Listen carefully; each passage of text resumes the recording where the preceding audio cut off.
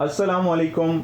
Of camera stories के एक new episode के साथ मैं हूं मजहर मलिक। इस हफ्ते जो राज प्रोग्राम का पार्ट 2 था वो आप लोग नहीं देख सके। इंशाल्लाह ये जो हफ्ता आ रहा है उसको आप देख सकेंगे, और उसकी रीज़न ये है कि मैं आपको ऑफ कैमरा स्टोरी में बता के गया था कि एक ज़बरदस्त लोकेशन जो यहाँ से बहुत दूर है उसकी रिकॉर्डिंग के लिए मैं जा रहा हूँ, और वापसी में मुझे 3-4 दिन लग जाएंगे। लेकिन मुझे 3-4 की बजाय 5-6-7वें दिन हम यहाँ पे आके वापस पहुँचे हैं। तो वहाँ पे मैं आप लोगों के लिए प्रोग्राम रिकॉर्ड करने गया था। इंशाल्लाह वो प्रोग्राम जो अमेरिका के प्रोग्राम है आप लोगों को बहुत अच्छे लगेंगे। प्रोग्राम नहीं चला, बहुत सारे लोग परेशान हुए, अपनी मोहब्बतों का इजहार किया। आप मज़हर भाई खैरियत से तो हैं, कोई परेशानी तो नहीं होगी। बहुत सारे लोग मतलब इस तरह का प्यार का इजहार कर रहे थे, तो उनके लिए इतना कहूँगा, love you so much, love you so much and thank you so much. खुदा की कसम मैं मकरूज़ हूँ आपकी मोहब्बत का, आपके प्यार का। और जो लोग नफ़रत करते हैं, वीडियो देखे बगैर डिसलाइक कर देते हैं, आपके लिए भी love you so much, thank you so much. आपकी डिसलाइक करने से, आपका बुरा भला कहने से मुझे सीखने को मिलता है। मुझे शायद ये एहसास होता है मुझे और अपनी ज़ात को बेहतर करना है। शायद अंदर अभी भी मेरे अंदर गलतियाँ कोताहियाँ हैं, कुछ ऐसा है जो आपको बुरा लग रहा है। तो मैं अल्लाह ताला की ज़ात से दुआ करता हूँ, मेरे मालिक मुझे ऐसा बना दे कि तेरी मखलूक को पसंद आ सकूँ। सो भरपूर कोशिश करता हूँ कि आप लोगों को वो बोलूँ, वो रिकॉर्ड करवाऊँ जो आप लोगों को अच्छा लगे। तो मैं कोई बड़ेपन में नहीं कहता कि जब आप लोग कहेंगे हमें नहीं अच्छा लगा तो मैं बंद कर दूंगा। अल्लाह माफ़ करे, वो धमकी नहीं होती। खुदा की कसम मैं दिल से कह रहा होता हूँ, आप लोगों के लिए प्रोग्राम है, आप लोगों को अच्छा लगे। तो जब आप लोग ही मुझे कहेंगे जी नहीं अब नहीं अच्छा लग रहा, तो फिर ज़बरदस्ती किस चीज़ की मैं बंद कर दूंगा। प्रोग्राम करने को या ऑफ कैमरा स्टोरी को करने का मतलब यही है कि आप लोगों को अच्छा लगता है।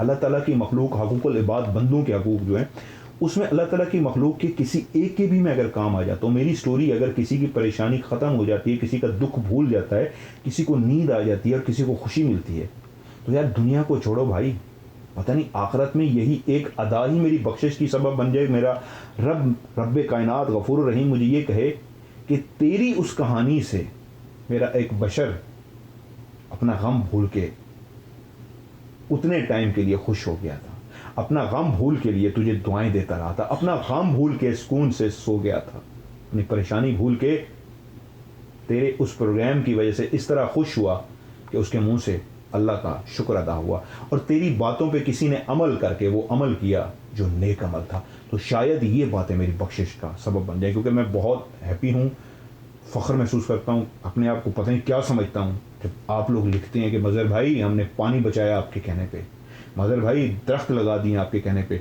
मज़हर भाई आपने कहा ये काम नहीं करना, वो नहीं किया, मज़हर भाई माफ़ करना सीखें और मैंने माफ़ कर दिया। खुदा की कसम अपने आप बहुत बड़ा लगता है, क्योंकि आप लोगों की मोहब्बत है। तो इसलिए हाथ जोड़ के कहता हूँ, आपका कर्जदार हूँ। जब आप मेरी बात मानते हैं, सुनते हैं, तो डर लगता है, फ़ख्र इस बात पे डर लगता है, या अल्लाह इस इज़्ज़त को, इस क्या मैं लफ्ज़ बोलूँ जो लोगों की नज़रों में एक मैं बन चुका हूँ, या अल्लाह मुझे हिम्मत ताकत दी, किसी का दिल ना दुखा बैठूँ, या अल्लाह इसी तरह उनको खुशियाँ करूँ, खुशियाँ दे सकूँ, या अल्लाह मुझे इतनी ताकत और हिम्मत अता करके मैं इसी तरह उनके काम आता रहूँ, इसी तरह उनकी खिदमत करता रहूँ। So love you so much सबका, और नफ़रत करने वालों तक थैंक यू सो मच, और तमाम जो घोस्ट हंटिंग कर रहे हैं सब, वो क्या था, है, होगा, फैज़ी भाई, फैज़ी की दुनिया से शौकत जाम, शौकत भाई, सब जितने भी हैं, अल्लाह ताला इन सबको भी खुश रखे। मेहनत करते हैं, इनको भी लाइक किया करें, इनको भी इनकी मेहनत का सिला दिया करें। सो एक मैंने प्रोग्राम रिकॉर्ड किया था, मेरी एक बहन इंडिया से जिनकी शादी हुई है अभी, और उन्होंने मुझे बताया कि वो माइग्रेन पेन का शिकार थी, और मेरे यकीन कामिल वाली बात से वो ठीक हुई, और उसी यकीन कामिल से उनकी शादी भी हुई। तो उसके ऊपर एक वीडियो मैंने बनाई थी आप लोगों के लिए, वो शायद जल्दी में था, रिकॉर्डिंग के लिए जा रहा था मैं, तो वो डिलीट हो गई। इंशाल्लाह एक सिलसिला है जो शुरू करने जा रहा हूँ, उसमें दायरा कड़ा आप लोग मुझसे पूछते हैं अमलियात के लिए क्या लगाया जाए, वो मैं आपको सिखाऊँगा, और लोगों के प्रॉब्लम जो है मुख्तलिफ दुआएँ, मुख्तलिफ तरीक़ाकार, वो इंशाल्लाह मैं आपको सिखाता जाऊँगा। आप उस पर अमल करते जाएँ तो उम्मीद है इंशाअल्लाह ताला रब्बे कायनात आपके वो मसाइल जो हैं हल करेंगे, और यकीन कामिल, और इस तरह के इश्यूज़ जो हैं माइग्रेन पेन या एंग्जाइटी, इंशाल्लाह इसके ऊपर भी मैं अब आप लोगों के लिए वीडियो बनाया करूँगा। आज की जो स्टोरी है, नाम उनका, उन्होंने कहा सिर्फ मेरा नाम जो है मदर भाई वो बदल दीजिए, और बाकी किरदार और बाकी सारी लोकेशन जो हैं वो आप वैसी की वैसी जो हकीकत पर मबनी है बनाने में। इनका नाम देखें, इतनी देर हो गई मुझे कहानी को लिखते हुए, लेकिन इनका नाम फर्जी मैं याद नहीं कर सका। मुझे तो लड़कियों के इतने नाम भी नहीं आते। क्या नाम रखूँ? इनका नाम रख देते हैं फरजाना। चलें, मुझे अलग याद भी रहा है, फरजाना इनका नाम रख देते हैं। और इस वक्त ये दुबई में मौजूद हैं, ये हकीकत है दुबई में ही हैं। और जिस वक्त की ये कहानी जो मैं सुनाने जा रहा हूँ, ये उस वक्त रहते थे। इनके नाम भी बड़े इंडिया के नाम हैं। इंडियन फैंस के लिए भी लव यू। ये ना कहा करें कि मैं सिर्फ पाकिस्तान इंडिया कहता हूँ। मुझे अपने मुल्क से बहुत ज़्यादा प्यार है, मैं अपने मुल्क के लिए जान देने को तैयार हूँ, लेकिन अल्लाह की बनाई हुई तमाम मखलूक से मैं बेइंतहा प्यार करता हूँ। सो आप लोग मेरे फ़ैन नहीं हैं, आप लोग भी मेरा प्यार हैं, आप लोग भी मेरे दोस्त हैं, आप लोग भी मेरे भाई हैं। Love you so much. So Satara city Maharashtra के अंदर ये उस वक्त रहते थे। और इनके जो वालिद साहब थे वो एक उनका इलाका है कौन खान के अंदर वो उस वक्त जॉब करते थे। और आज ये डॉक्टर हैं। 53 ईयर इनकी एज है, दुबई के अंदर इनकी रिहाइश है। और जिस वक्त की ये कहानी है उस वक्त इनकी एज थी 17 साल। मेडिकल की उस वक्त स्टूडेंट होने जा रही थी। मेरिट इनका बहुत ज़बरदस्त मेरिट पे आई थी और मेरिट की बेस पे इनका एडमिशन हुआ था और ये डॉक्टर बनने जा रही थी। सो नाम क्या रखा था? फरजाना। कहानी शुरू करते हैं। आप लोग ही कहानी भेजते हैं, उन्हीं को लफ्ज़ों में परोने की कोशिश करता हूँ कि कहानी सुनाने का अंदाज़ ऐसा हो कि आप लोग अपने आप को उस जगह पे पाएं, वो मंज़र आपकी आंखों के सामने आ जाए। जैसे बहुत सारे लोग लिखते हैं कि वो मंज़र आपकी आंखों के सामने चल रहे होते हैं, तो कोशिश पूरी करूँगा कि वो मंज़र कशी ऐसी करूँ कि आपकी आंखों के सामने वो सारे मंज़र आएँ। फरजाना उस वक्त 17 साल की थी। होनहार तालिब इल्म, जो मेरिट पे उसके नंबर आए थे और मेरिट पे वो सिलेक्ट हुई थी, मेडिकल के स्टूडेंट होने जा रही थी। ये फैमिली के टोटल 6 लोग थे। 2 अम्मी अबू यानी माँ और बाप और 4 उनके बच्चे, 2 बहनें और 2 भाई। वाले साहब सरकारी मुलाजिम थे, जॉब करते थे और उनका नाम था कुतुबुद्दीन कोतवाल। कुतुबुद्दीन कोतवाल साहब जिस वक्त 17 साल की थी, उनकी पोस्टिंग उन दिनों हो गई थी कौन खान शहर के अंदर। ये एक ऐसा इलाका है जिस तरह बागात से भरे हुए कुछ देहात होते हैं, आप उसको इस तरह कह सकते हैं। मैंने कभी देखा नहीं है क्योंकि उन्होंने मुझे बताया है, इसलिए मैं उन्हीं के ही अल्फाज को दोहराऊंगा। उसके अंदर बहुत सारे बाग थे, आमों के बाग थे और मुख्तलिफ खाने पीने के वहाँ पे ऐसे बाग थे कि ये बच्चे, जब ये फरजाना और उनका भाई वहाँ पे जाते थे तो इनको बहुत कुछ बागों के अंदर खाने पीने को मिलता था। ये खुद तोड़ते थे और तोड़ तोड़ के वहाँ पे खाते थे। नारियल बहुत ज़्यादा थे।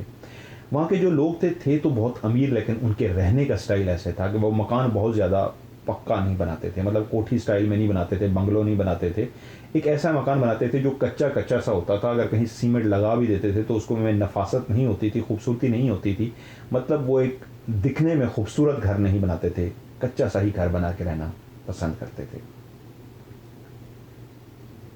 वालिद साहब जिस घर के अंदर रहते थे वो एक छोटा सा घर था जो एक कमरे पे मुश्तमिल था और एक कमरे के साथ बाकी जो घर के होते हैं मतलब बेडरूम के साथ किचन, सहन और इस तरह की जो चीज़ें होती हैं वो सारी उस घर के अंदर थी। लेकिन एक बहुत बड़ा उसका रूम जो था, बेडरूम जिसको कहें, वो एक ही था जो बहुत बड़ा था।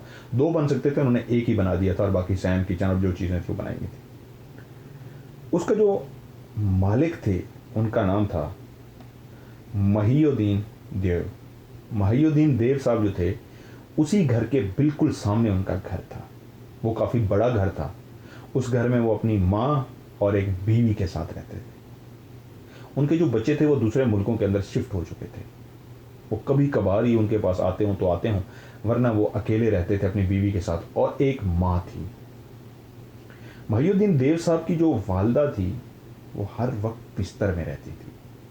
उम्र उनकी काफ़ी ज़्यादा थी, लेकिन वो बीमार थी या किस बीमारी में मुब्तला थी कि वो हमेशा नीम बेहोशी की सी हालत में रहती, जिस तरह इंसान हर वक्त कोमा की हालत में हो, हर वक्त बेहोशी की हालत में हो। बहुत कम कभी वो अपने कमरे से निकल के बाहर आती थी।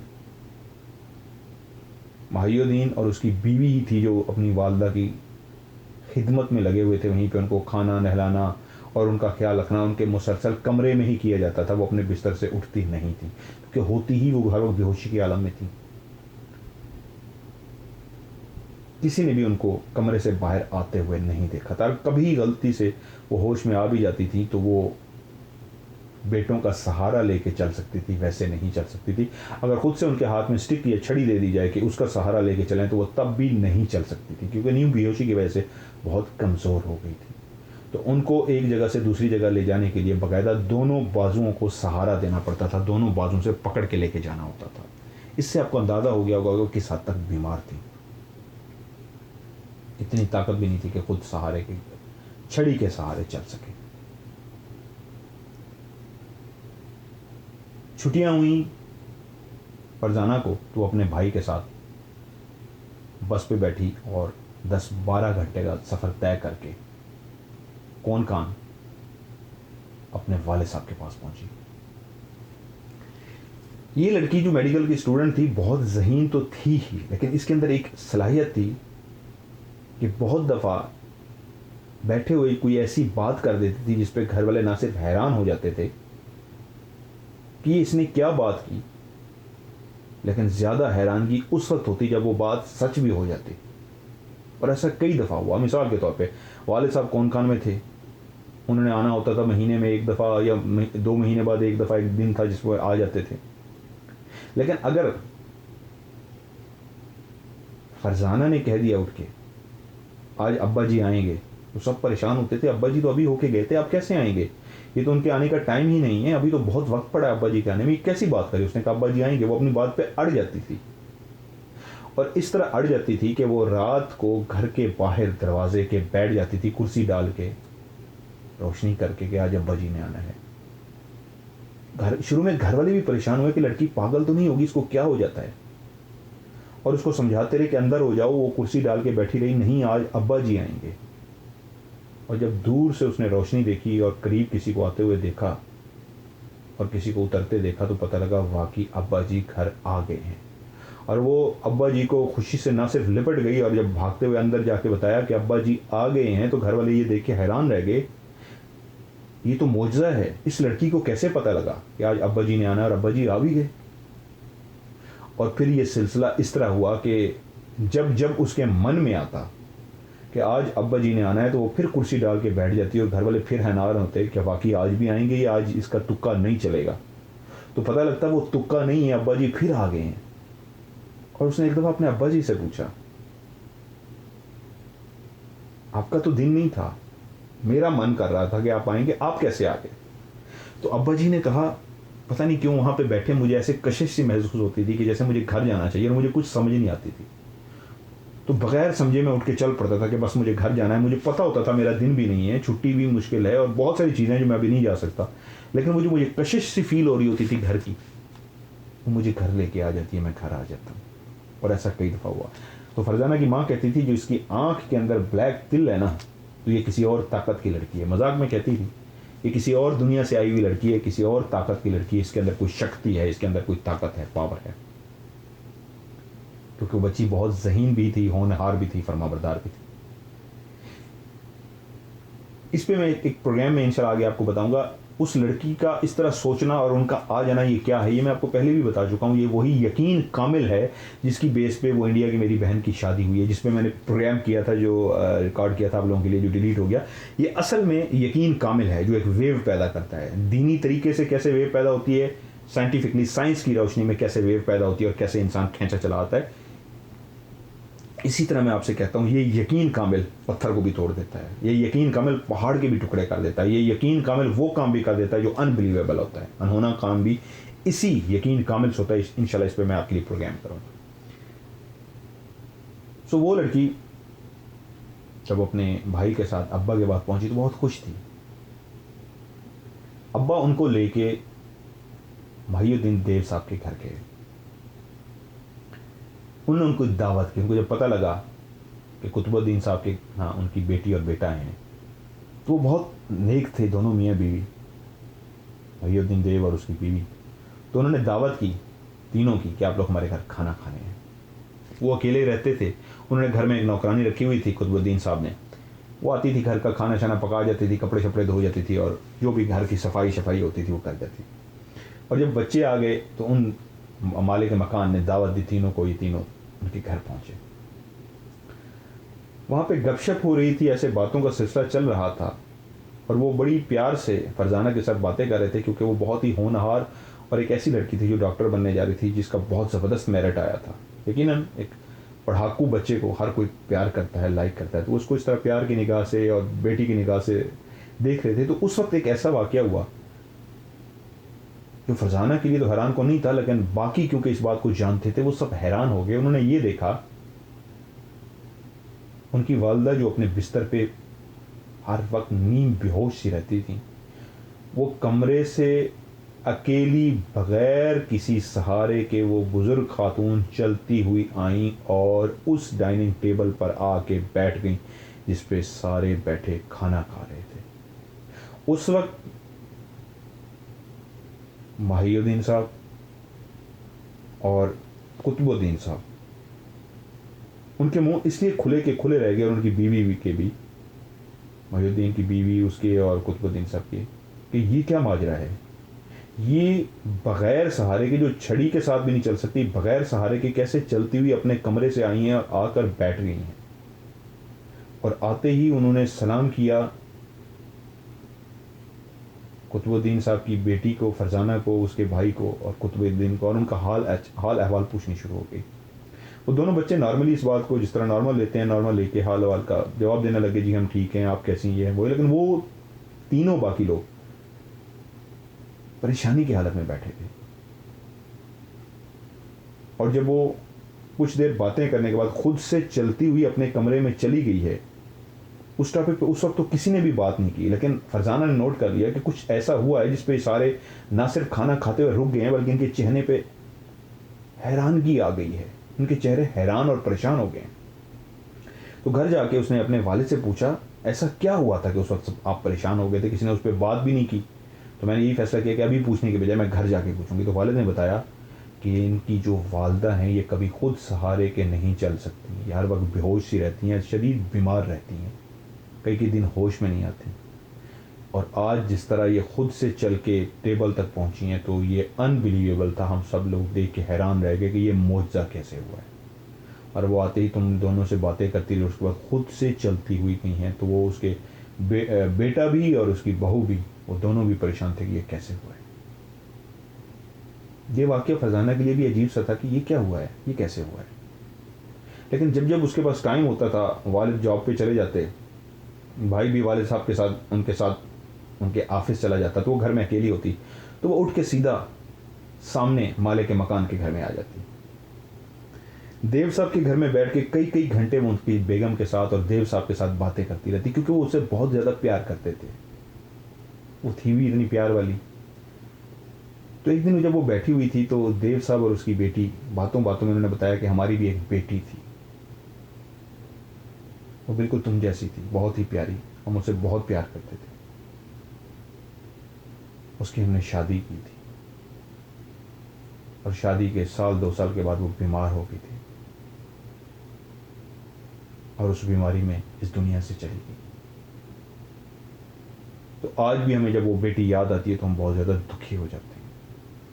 वो हमारी बहुत प्यारी बेटी थी। अक्सर यही वाली बात जब भी कभी वो उनके घर जाती, तो कभी ना कभी वो ये जिक्र ज़रूर करते थे कि तुम्हें देख के हमारी वो बेटी याद आ जाती है, जो हमारी बेटी मर गई थी। बस इतना ही कहते कि हमें बेटी याद आ जाती है, जो बेटी मर गई थी। और उससे ज़्यादा उन्होंने इतना ही बताया था कि उस बेटी की शादी हुई थी।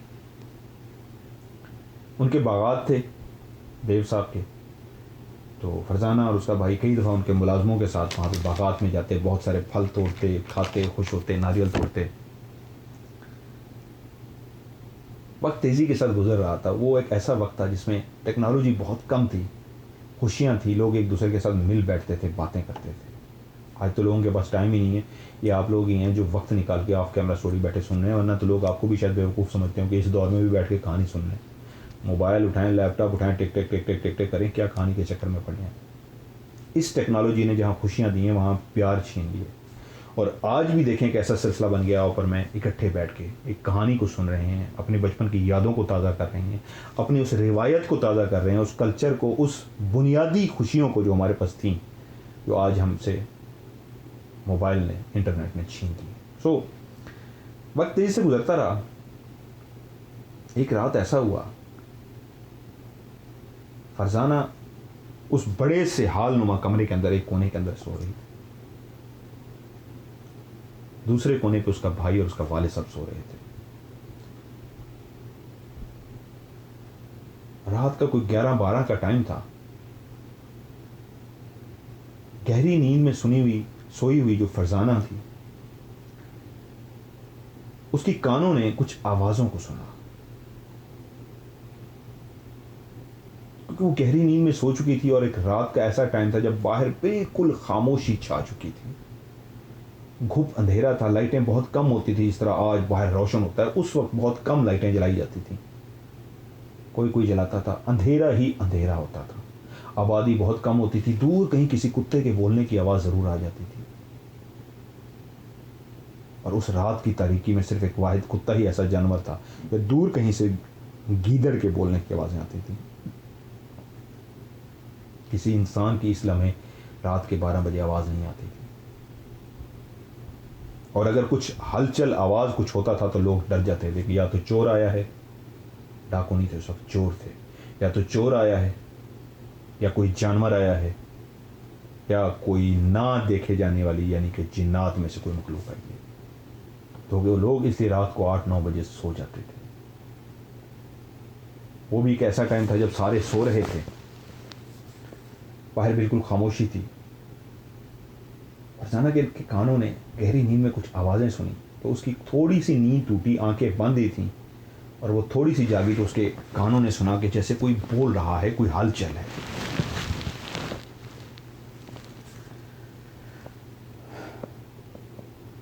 फरजाना ने आंखें खोली, और पहला मंजर जो उसकी आंखों ने देखा वो ये था, उस हाल नुमा कमरे के अंदर रोशनी ही रोशनी थी, जैसे दिन का उजाला हो। बिल्कुल सेंटर के अंदर एक लड़की बैठी हुई थी, जिसने दुल्हन के कपड़े पहने हुए थे और सर नीचे झुकाया हुआ था। उस लड़की के इर्द गिर्द लोग आ रहे थे, जा रहे थे। ऐसी तैयारियां हो रही थी जैसे किसी की शादी हो, और किसकी शादी? उसी की जो सेंटर में दुल्हन बनी बैठी थी। एक लम्हे को उसको ऐसा लगा शायद मैं कोई ख्वाब देख रही हूं। उसने आंखें दोबारा बंद कर ली कि मैं नींद में हूं। अब उसकी नींद 80 से 90% ख़त्म हो चुकी थी, शायद 10% कहीं नींद हल्की सी थी, लेकिन उसको एहसास था ये क्या देखा मैंने, क्या कोई ख्वाब है? उसके कान आवाज़ों को मुसलसल सुन रहे थे, तो वो सोच रही थी फिर ये आवाज़ें कैसी। उसने दोबारा से आंखें खोल दी। जब दोबारा से आंखें खोली तो वो जो 10% नींद थी वो भी गायब हो गई, और बिल्कुल वो हशाश बशाश होकर आंखें खोलकर इधर उधर देखने शुरू हो गई कि ये क्या हो रहा है, क्योंकि मंजर वही का वही था। बिल्कुल दरमियान में दुल्हन बैठी हुई थी, और हलचल थी, आ रहे थे, जा रहे थे, और बातें कर रहे थे ऊंची ऊंची। उस लड़की को लगा कि शायद मैं ख्वाब देख रही हूँ, मैं तो जाग चुकी हूँ, फिर ये क्या है। मैं दूसरी दफ़ा आंखें खोली हैं तो उसने वहीं पे बैठे अपने आप को चुटकी काटी, ऐसे बाजू पे काटा कि शायद मैं नींद में हूँ। तो उसको तकलीफ का एहसास हुआ कि नहीं, मैं जागी हुई हूँ, मैं नींद में नहीं हूँ। जब उसको ये 100% यकीन हो गया मैं नींद में नहीं हूँ, तो फिर ये क्या है? रात के इस पहर ये रोशनी कहाँ से आ रही है? रात के इस पहर ये जो इतनी हलचल है, लोग आ रहे हैं, जा रहे हैं, ये किसकी शादी है? अब वो इस यकीन के बाद कि मैं जाग रही हूँ, सोई हुई नहीं हूँ, उस मंजर को समझने की कोशिश कर रही थी जो उसकी आंखों के सामने था। ये तो शादी का मंजर है। और वो उस वक्त चौंक पड़ी जब उसने ऐसी बूढ़ी औरत को देखा जो बढ़ बढ़ के उस दुल्हन की तरफ आती थी, और उसने आके दुल्हन का घूंघट भी उठा दिया। एकदम उसको देख के जो झटका लगा उस औरत को, वो औरत वो बूढ़ी औरत थी जो देव साहब की मां थी, जो उस दिन खुद से चलती हुई टेबल पे आई थी, जो हमेशा नींद बेहोश रहती थी। उस वक्त वो चलती फिरती नजर आ रही थी, और उसने रंग बिरंगे कपड़े पहने हुए थे। उसके अलावा जितनी भी ख़वातीन थी उन्होंने रंग बिरंगी साड़ियाँ पहनी हुई थीं, बेहतरीन जगमगाते ऐसे खूबसूरत कपड़े सबने पहने हुए थे कि उस लड़की ने उससे पहले इतने खूबसूरत कपड़े बहुत कम देखे थे। और एकदम उसके दिमाग में जो ख्याल आया वो ये आया, वो जो दुल्हन बैठी है सामने, ये कोई और नहीं, देव साहब की बेटी समीना है जो मर चुकी है। वो इस बात पे एकदम हैरान होगी कि मैं कैसे से खुद से सोच सकती हूँ ये समीना, मैंने तो समीना को कभी नहीं देखा, ना मुझे उसका हुलिया पता है, तो मैं कैसे ये सोच रही हूँ ये समीना है। लेकिन उसका दिल उसको कह रहा था यही समीना है जो दुल्हन बनी बैठी है। उस हलचल के अंदर सब थे, समीना भी थी, महियुद्दीन देव साहब की वालदा भी थी, लेकिन महियुद्दीन और उनकी बीवी नहीं थी। लोग इस तरह जो आ जा रहे थे तो वो बैठी सोच रही थी ये जो इतना हलचल है, लोग आ जा रहे हैं, मैं उठ के बैठी हुई हूँ, वो सामने मुझे सोया हुआ अपना भाई और बाप नजर आ रहा है, तो ये लोग मुझे क्यों नहीं देख रहे, मेरे बाप और भाई की तरफ क्यों नहीं देख रहे। जब मैं उठ के बैठी मुसलसल इनको देखे जा रही हूँ, मैं इसी कमरे में मौजूद हूँ, इसी कमरे में ये सारा फंक्शन हो रहा है, तो ये मेरी तरफ तवज्जो क्यों नहीं कर रहे। क्या मैं इनको नजर नहीं आ रही? जब ये मुझे नजर आ रहे हैं तो ये कैसा हो सकता है मैं इनको नजर ना आ रही हूं।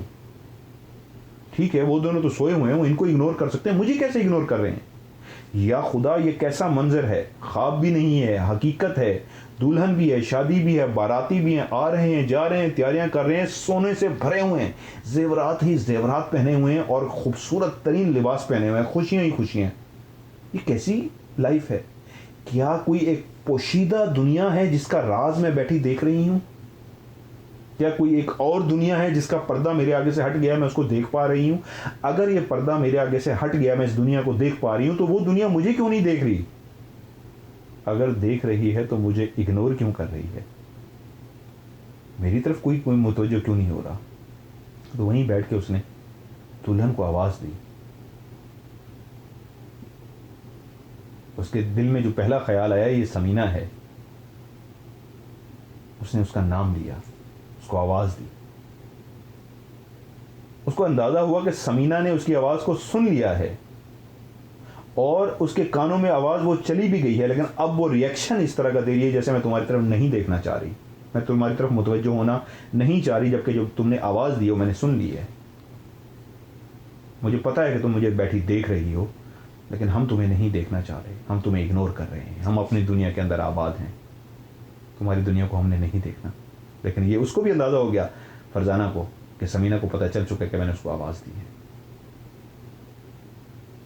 अब उसने आंखें बंद की और खौफजदा भी हुई और लेट गई, आंखें बंद करके ये सोचना शुरू हो गई कि जब मैंने उसको आवाज़ दी और उसने मेरी आवाज़ को सुना भी है, मेरी तरफ देखा नहीं, वो जो एक थाल लेके वहाँ से गुजर रहा था, पजामा पहना हुआ चूड़ीदार उसने और खूबसूरत सा ऊपर नफीस सा ड्रेस पहना हुआ, आवाज़ तो उसने भी सुन ली थी, मुड़ के उसने नहीं देखा, उसी तरह थाल लेके समीना के साथ से गुजर गया। आवाज़ तो मैंने बहुत ऊंची दी थी, वो जो पीछे खड़ी हुई औरत थी साड़ी पहन के, आवाज़ तो उसने भी सुन ली थी, अंदाज़ा उसको भी हो गया था, देखा उसने भी नहीं। या खुदाया, क्या माजरा है ये।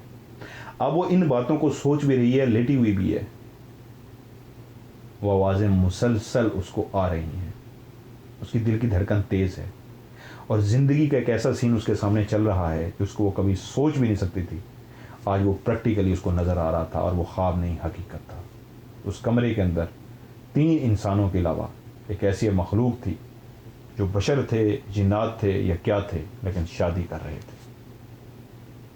और सोचते सोचते सोचते कब उसको नींद आई, कब मंजर गायब हुआ, उसको याद ना रहा। जब उसकी आंख खुली, उजाला था, भाई और बाप जाग चुके थे, कमरे में वो अकेली थी। वो उठी और वो तमाम मंजर जो उसने रात अपनी आंखों से देखा था, उसकी आंखों के सामने ऐसे था जैसे अभी 1 सेकंड पहले उसने देखा हो। सबसे पहले ये बात उसने अपने बाप को बताई कि रात ये मंजर मैंने अपनी आंखों के सामने देखा है। बाप ने पूरी बात तहम्मुल से सुनी और उसके बाद बाप सीधा मालिक मकान के घर गया, महियुद्दीन देव साहब के पास, और उनको जाके वो सारी बात बताई जो बेटी ने रात अपनी आंखों से देखी थी। और जब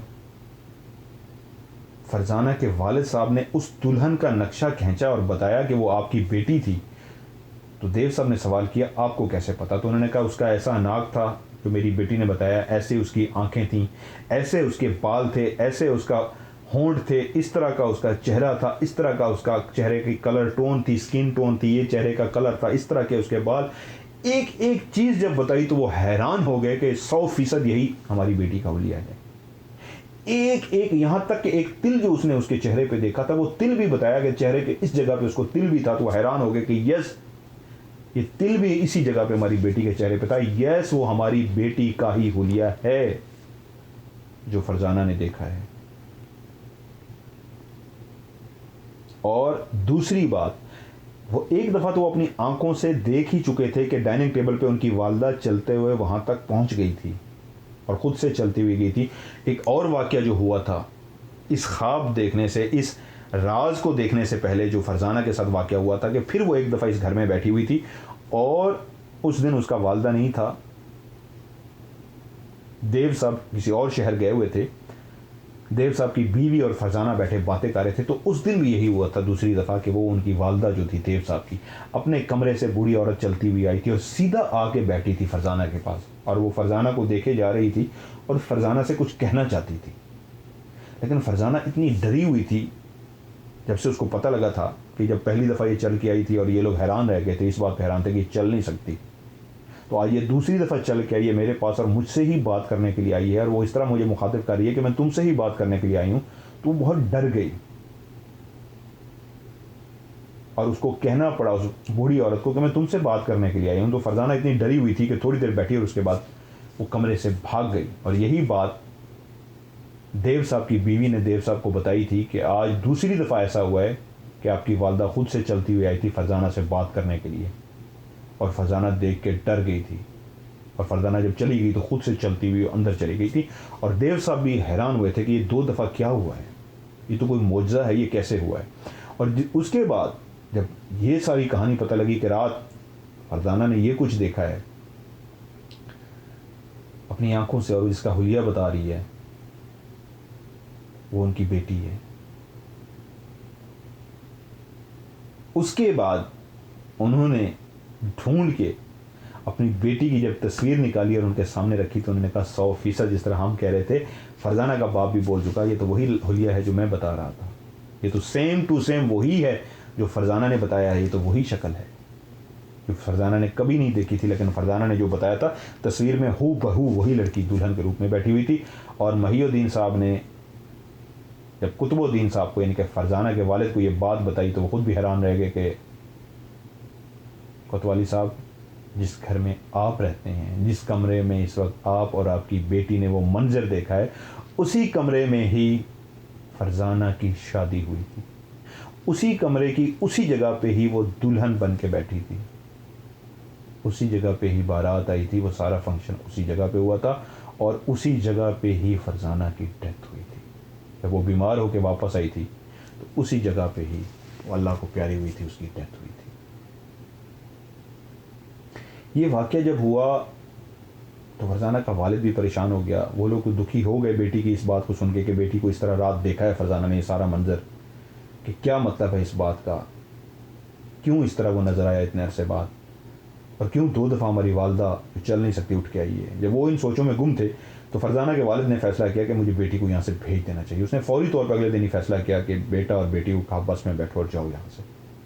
वो भी मज़ीद रुकना चाह रहे थे वहाँ पे और कुछ दिन गुजारना चाह रहे थे, उनकी छुट्टियाँ थी, लेकिन वालिद ने कहा नहीं, क्योंकि ये जो एक बात मैं शुरू में सॉरी बताना भूल गया, जो फरजाना साहिबा ने मुझे बताई है कि कौन खान इलाका जो है वो जिन भूत देव परियां इन जगहों के लिए बहुत मशहूर था उस वक्त, बहुत ज़्यादा, मतलब वहाँ पे इस तरह के किस्से बहुत ज़्यादा थे, जिनों के परियों के चुड़ैलों के बहुत ज़्यादा थे, कच्ची आबादी होती थी, कच्चे घर होते थे, इनको नहीं पता था। तो वालिद साहब ने भी इस तरह के वाक़यात सुन रखे थे, लेकिन जब बेटी ने देख लिया इस तरह का वाक़या तो वालिद साहब डर गए। उनको पता था कौन कान के सिटी में इस तरह के वाक़यात बहुत ज़्यादा हैं। तो उन्होंने फ़ैसला किया कि नहीं, मुझे बच्चों को भेज देना चाहिए। तो फौरी तौर पे बेटा और बेटी को बस पे बिठा के उन्होंने रवाना कर दिया। और उसके बाद फ़ैसला किया कि मुझे भी इस मकान को छोड़ देना चाहिए, क्योंकि उनको अंदाज़ा हो गया था कि बेटी ने जो कुछ देखा वो सच था। तभी तो वो नक्शा जो उन्होंने जाके बताया तो वो भी बोल पड़े और तस्वीर सामने रखी कि यही नक्शा, यही तो हमारी बेटी है। तो वो हैरान थे। फिर मेरी बेटी ने सब कुछ कैसे देख लिया, मुझे इस घर में नहीं रहना। फौरी तौर पे उन्होंने नया घर ढूंढना शुरू कर दिया और कुछ ही अरसे बाद उन्होंने वो घर छोड़ दिया। फरजाना जो वापस चली गई थी, अब उसके जहन में एक ही सवाल मुसलसल गूंज रहा था कि मैंने क्या देखा, क्यों देखा और मुझे ही नज़र क्यों आया। और वो 2 दफ़ा जो उनकी बुज़ुर्ग वालदा थी मुझसे बात करने के लिए क्यों वहाँ पे आके बैठी। और ये जो सारा मैंने मंजर देखा, ये क्या था। वक्त तेज़ी के साथ गुजरा, ये कहानी उनको भी भूल गई, घर वालों को, लेकिन फरजाना के दिमाग में ये कहानी मुसलसल चलती रही। उन्होंने राज प्रोग्राम कहीं पे जाके देखा और भी उन्होंने घोस्ट हंटिंग के प्रोग्राम देखे। तो जब उन्होंने, उनका कहना ये है बकौल उनके, जब उन्होंने राज प्रोग्राम देखा तो और भी उन्होंने काफ़ी प्रोग्राम देखे थे मुख्तलिफ चैनल पे, लेकिन उन्होंने कहा राज प्रोग्राम को देखने का मुझे अंदाज़ा हुआ कि मुझे ये कहानी मज़हर मलिक से शेयर करनी चाहिए और उनसे सवाल करना चाहिए ये क्या देखा है, ये क्या है। तो उन्होंने मुझे ये कहानी अपनी शेयर की। उन्होंने कहा अगर आप मुनासिब समझें तो लोगों को भी सुना दें, लेकिन मेरे सवाल का ज़रूर जवाब दीजिएगा, ये क्या था। मैं आज तक परेशान हूँ। मैं एक डॉक्टर हूँ और बड़ी ज़बरदस्त डॉक्टर हूँ, दुबई के अंदर जॉब करती हूँ और वेल सेटल हूँ अल्हम्दुलिल्लाह, मेरे पास अल्लाह का दिया सब कुछ है, लेकिन इस बात को मैं आज तक भूल नहीं सकी। मैंने ये जो मंजर देखा था क्या था, इसको अगर चाहें तो आप एक्सप्लेन कर दें। मैंने कहा जो मैं इनको एक्सप्लेन करूँ क्यों ना मैं आप लोगों को ये कहानी सुना दूँ, क्योंकि इस कहानी को सुनाने के 2 मतलब हैं। पहला तो उनको जवाब देना तो है ही है, मेन मकसद ये है अब्बा आ रहे हैं, कुर्सी डाल के बैठना और अब्बा का आ जाना, ये क्या है। अब्बा ने नहीं आना था। उस यकीन कामिल में, जो जिन लोगों ने मेरा यकीन कामिल पर प्रोग्राम देखा है, जिस पर मैंने आपको लॉजिक्स भी दिए हैं, मंतक भी पेश किए हैं, उसी को अगर आप, वो जो लोग देख चुके हैं तो मेरी बात, इस बात को फ़ौरन समझ जाएंगे। उस यकीन कामिल ने वेव इस तरह की पैदा की कि बाप उठ पड़ा और चल के आ गया। आना नहीं था बाप ने। उस यकीन कामिल ने, जो अल्लाह भी कहता है जब इंसान यकीन कामिल बना ले तो मैं फ़रिश्तों को मुखातिब करके कहता हूँ, ऐ फ़रिश्तों देखो मेरा ये बंदा कितना मुझ पर यकीन करके बैठा है कि मैं इसको अता करूँगा, जबकि मैंने इसको अता नहीं करना। इसकी इस यकीन कामिल को देख के आज मैं इसको अता कर रहा हूँ। तो ये यकीन कामिल की कहानी है। सो आप लोग अगर कहेंगे तो इंशाल्लाह इस पे यकीन कामिल पे जो वीडियो डिलीट हुई है नई मैं आप लोगों के लिए बनाऊंगा। अगर आप लोग भी इस तरह यकीन कामिल बनाएंगे, खुदा की कसम मैं आज कहूँ, मेरी ज़िंदगी का तजर्बा है, मैंने हासिल किया, आप भी हासिल करेंगे। फरजाना ने जो वहाँ पे देखा वो सारा उसको नज़र आया, वो उसकी रूह नहीं थी। रूह का कॉन्सेप्ट ये है आलम बरज़ख में चली जाती है। ये काम 2 तरह से होता है। शायातीन, जिनको हम जिन्नात कहते हैं, शैतान एक तो वो है जो इंसान को बहकाता है, एक शैतान हम उसको कहते हैं जो जिन्नात की ही एक किस्म है, होता वो भी जिन है, उसका अमल शैतानी होता है, इसलिए उसको हम शैतान कहते हैं। शैतान जिन कह सकते हैं आप उसको। तो बहुत सारे जो जिन होते हैं इस तरह रूप धार के इंसान के अंदर, इंसान के सामने आते हैं, इंसानी रूप धार के, और इंसान को इस तरह का मंजर पेश करते हैं जिस तरह फरजाना ने देखा। बहुत दफ़ा ऐसा भी होता है, लेकिन कम होता है, कि हर इंसान उसके साथ एक हमजाद भी है, बिल्कुल उसका सेम, उसका हम शक्ल, कद काट हुलिया अलिफ ditto copy, A to Z। तो बहुत दफ़ा जब हम देखते हैं कि एक इंसान कमरे में बैठा है और जब हम बाहर निकल के जाते हैं तो वो सामने से आ रहा होता है, तो वो क्या होता है कि वो तो कमरे में था, फिर सामने से कैसे आ रहा है, तो वो उसका हमजाद होता है जो हमें कभी कभी दिखाई देता है। लेकिन शायद जो जिन्नात हैं वो रूप धार के इस तरह के मुख्तलिफ, मुझे मेरी ज़िंदगी में बहुत सारे ऐसे वाक़यात हैं जो मैं आगे सुनाऊंगा आपको, लोगों ने भी सुनाए हैं, नज़र आए हैं, तो असल में जिन्नात थे जो इस तरह रूप धार के वो दिखा रहे थे। और कहीं कहीं पे ये होता है कि जो हमजाद है इंसान का वो बेचैन होता है, कुछ उसके अंदर ऐसा होता है बेचैनी, कुछ ऐसा कहना चाह रहा होता है, कोई मैसेज देना चाह रहा होता है, अगर कोई समझना चाहे तो वो फिर इस तरह का मैनेज कर रहा होता है, इस तरह का मंजर पेश कर रहा होता है, इस तरह करके दिखा रहा होता है। खुदा बेहतर जानता है वो उसका समीना का हमजाद था जो वहाँ पे बैठी हुई थी और ये मंजर दिखा रही थी और बाकी सारे थे, या वो दूसरी ऑप्शन वो जिन ही थे जो उस तरह का रूप धार के वो सब कुछ दिखा रहे थे। इंसान जब कोई चला जाता है और उस का बार बार पीछे मंजर पेश होता है तो असल में वो इस दुनिया में, उस दुनिया से, आलम बरज़ख से तो कोई नहीं आ सकता, लेकिन क्योंकि जाने से पहले एक जो बेचैनी हमजाद के अंदर या जो दूसरी शयातीन जिनात के अंदर होती है, तो वो जो उनके अंदर एक बेचैनी सी होती है, वो एक मैसेज होता है जो वो किसी को देना चाह रहे होते हैं, जो कुछ दिखाना चाह रहे होते हैं, क्योंकि वो तो इस दुनिया से जा चुके होते हैं, पर्दा नशीन होते हैं, लेकिन उनकी वो बेचैनी पीछे रह जाती है। तो वो जो बेचैनी होती है वो रूप धार के कुछ कहना चाहती है, समझने वाला उसको समझ सकता है, आम इंसान शायद उसको नहीं समझ सकता। फरजाना क्योंकि कुछ ताकतों की थी, अल्लाह ताला ने उसको कुछ अता ज़रूर किया था, वो चाहती तो उसको उस वक्त समझ सकती थी। उस वक्त वो एज ऐसी थी शायद वो ना समझ सकी। आज हो सकता है उसको थोड़ा सा क्लू दिया जाए तो वो उसको समझ जाए। या ऐसे अल्लाह के नेक लोग, आलम पीर, इस तरह के लोग नहीं जो बहरूपीय रूप धार के बैठे हैं, अल्लाह उनको हिदायत दे, जो अल्लाह के नेक लोग हैं। अल्लाह के लोग गुमनाम होते हैं, शोहरत हासिल नहीं करते, सामने आगे पब्लिसिटी नहीं करते, मैं पहुंचा हुआ हूँ, मैं बला हूँ, मैं तोप हूँ, मेरे जैसा कोई नहीं है। ये अल्लाह के नेक बंदों का काम नहीं है। वो एक फिक्र कहेंगे यार मैं तो अल्लाह का गुनहगार बंदा। आजिज़ी, इनकसारी उनके अंदर होगी। जो लफ्ज़ मैं, ईगो, वो कभी अल्लाह का नेक बंदा नहीं है। वो दुनियावी बंदा है, वो मतलबी बंदा है, वो शोहरत का भूखा है। मैं करने वाला कभी अल्लाह का नेक बंदा नहीं होगा। सो अल्लाह के नेक बंदों के आगे इस तरह का माजरा पेश किया जाए तो वो ज़रूर बताते हैं कि ये क्या है, क्यों है, किस वजह से। क्योंकि ये कहानी सुनना मकसद था। यहाँ मैं बता सकता हूँ खुल के, लेकिन बहुत सारे लोग उसको समझ नहीं सकेंगे और वो खौफज़दा हो जाएंगे, मज़ीद डर जाएंगे, उनके अंदर मज़ीद सवाल पैदा होंगे। कुछ जवाब ऐसे होते हैं जिनमें मज़ीद सवाल पैदा होते हैं, हर बंदा उसको हज़म नहीं कर सकता, तो इसलिए मैं इसको डिस्कस नहीं करूँगा। वह इतना काफ़ी है। बहन को कुछ इशारा दे भी दिया, अगर मज़ीद चाहेंगे तो मैं इंशाल्लाह उनको फ़ोन पे समझा दूँगा। लेकिन ये जो कहानी थी ये उनकी ज़िंदगी का एक सच्चा वाक़या था जो मैंने आज आपके साथ शेयर किया। और बहुत सारे वाक़यात हैं जो लोगों ने मुझे भेजे हुए हैं, इंशाल्लाह 1 by 1 वो भी मैं आप लोगों के साथ शेयर करूँगा।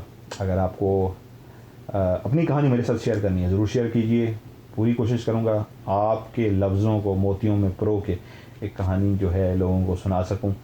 सो मेरे लिए भी दुआ किया करें। मैं आप लोगों के लिए यकीन मानिए ढेर सारी दिल से दुआ करता हूँ, कोशिश करता हूँ कहानी हो, राज हो, ऐसा पेश करूँ जो आप लोगों को अच्छा लगे। आप लोग प्यार करते हैं, कमेंट्स पढ़ता हूँ, दिल खुश हो जाता है। बहुत सारी मुख्तलिफ जगहों पे ला के मुख्तलिफ चैनल्स पे भी जाके आप मेरे कमेंट्स कर रहे होते हैं, दिल बड़ा हो जाता है। मतलब मेहनत का सिला मिल जाता है। ज़िंदगी ख़तरे में डाली होती है, मैं डर रहा होता हूँ तो ये भी होता है यार प्यार करने वाले भी तो है ना, तो प्यार के आगे इंसान हार जाता है। आप लोगों का प्यार ऐसा है कि यकीन मानिए मैं आपके प्यार में कुछ भी करने को तैयार हूँ, जायज़। तो इसी तरह प्यार देते रहिए, मेरा भी हमेशा प्यार आपके लिए इसी तरह रहेगा। अल्लाह ताला आपको हमेशा खुश रखे, ढेर सारी खुशियाँ दे, अल्लाह ताला तरक्की दे, मुसीबतें परेशानियों से दूर रखे और आप सब पर अल्लाह ताला की रहमतें खास हो। आमीन सुमा आमीन। इंशाअल्लाह अगले हफ्ते एक न्यू कहानी के साथ दोबारा मुलाकात होती है, तब तक के लिए अल्लाह हाफ़िज़।